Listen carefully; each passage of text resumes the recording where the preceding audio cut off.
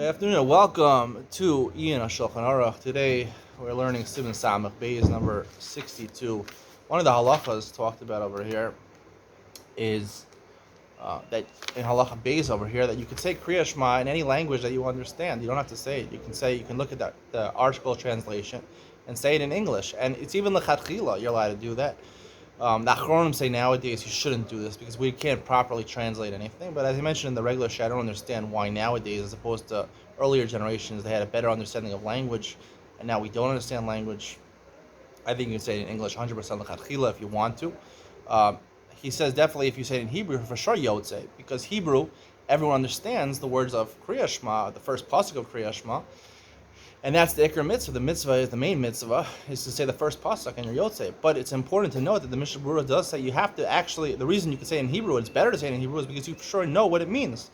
Everyone thinks that when it comes to Torah Shebechtav, right, Krias Torah, the mitzvah is saying the words, enunciating the words, but you don't have to understand what you're saying. When it comes to Torah Shabbat Peh, it's the opposite. Torah Shabbat Peh, you're allowed to think in your heart, but you have to understand what you're saying. But I think it's exactly the opposite, as I explained in Siman Samach Aleph and the Iyun Shir, that really the mitzvah of Hira Torah Shabbat Peh is to think in your heart, to be involved with Torah the whole day. You should be mahara in your heart. Think about it. Listen, the idea is not so much to understand what you're doing; it's to repel you, because a lot of halachas, a lot of the Torah is not relevant lamaisa.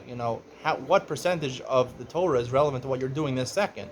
But you still have to make decisions and make the correct decision every second of your life. So the point is, you should contemplate Torah day and night, in order that you should be aware, your consciousness should be aware that you're in the position to make a decision, and you have to make the right decision. And that's why Torah Shabbat, that's the point of Torah Shabbat, that you should always be involved. Osek b'divrei Torah, you should always have an asek, always be involved with divrei Torah, should propel you to make the right decision. But you don't understand what you're doing. It's not the point. The point is not to understand the things you're thinking about. It's just to make you aware that there's Torah in your life, that there's importance in your life, and important to make the right decision. When it comes to Torah Shebachtav, the mitzvah of kovei itim, and your yotzei through Krias Shema, Meshach Mecha, the Gemara says, through pasuk rishon of Krias Shema in the morning and the night. There, the intent is, right, we're seeing over here in Halacha Gimel, you have to lechatchila hear. You have to hear it. The reason you have to hear it, lechatchila, is because that's the best way for you to understand it. When you hear something, right, you understand it better. Of course, if you didn't, you enunciated the words, you said it audibly, but you didn't hear what you said, so that's okay as long as you understood what you said. So mitzvah of Krias Torah is not like a real thing. You have to actually understand what you're saying, because that is the mitzvah of Torah Shabbat, to understand what you're saying. I'll go a little deeper, because the importance of Torah Shabbat, really, they say that the Vilna Gaon at the end of his life, besides the story of him taking his tzitzis and crying, that he said, after I die, I'm not going to be at Shneezy mitzvah to get tzitzis. How much do they really cost for a pair of tzitzis?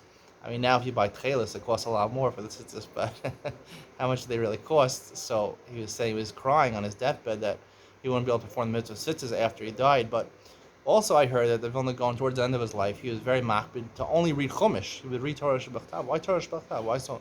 Torah Shabbat Peh, that's what we all learn, Torah Shabbat Peh. Because the sodos of the Torah Torah Shabbat Peh, really, it's very succinct. It's very short, the Torah Shabbat, compared to the Torah Shabbat Peh. Torah Shabbat Peh, we finish once every 7.5 years. Torah Shabbat, we finish once a year. It's very succinct, and everything is really, and like I've gone through in a lot of the shiurim I give on Mishnah Yomi, I bring a lot of the halachos back to the psukim to show, two psukim, one pasuk in Parshas Kedoshim and one pasuk in Parshas Kiseitze.